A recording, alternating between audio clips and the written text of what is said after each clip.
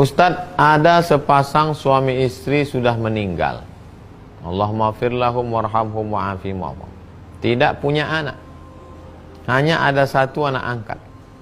Apakah rumah dan semua hartanya untuk si anak angkat?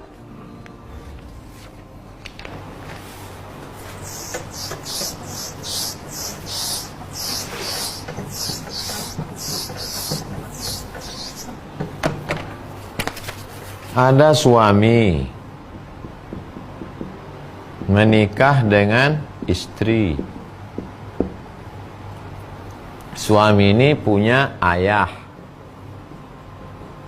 Suami juga punya ibu. Suami punya saudara dan saudari. Istri juga punya ayah. Istri juga punya ibu. Istri juga punya saudara dan saudari. Pernikahan si suami dan istri, lahirlah anak-anak. Anak. Inilah ahli waris semuanya. Inilah ahli waris. Kalau anak ada, saudara ini tak dapat. Kalau anak tak ada, saudara dapat. Ini dalam kasus ini saudara anak tak ada. Maka siapa yang dapat? Saudara. Makanya kalau anak ini tunggal, dibunuh oleh si saudara. Dalam kasus Nabi Musa alaihissalam, dibunuh si anak itu. Lalu kemudian gimana supaya anak ketahuan pembunuhnya? Dicarilah lembu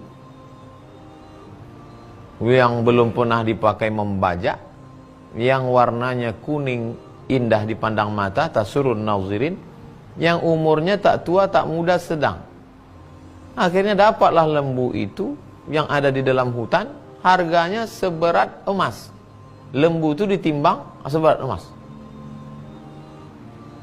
Maka disebut surat itu surat lembu, surat Al-Baqarah. Dipukulkan ekor lembu ke anak itu, hidup anak itu. Siapa membunuhmu? Pamanku, katanya. Nah, ini dalam kasus warisan. Nah, sekarang anak-anaknya tak ada. Siapa yang menjadi ahli waris? Saudara, ayah, ibu, saudara. Si istri ini begitu juga, ayah, ibu, saudara.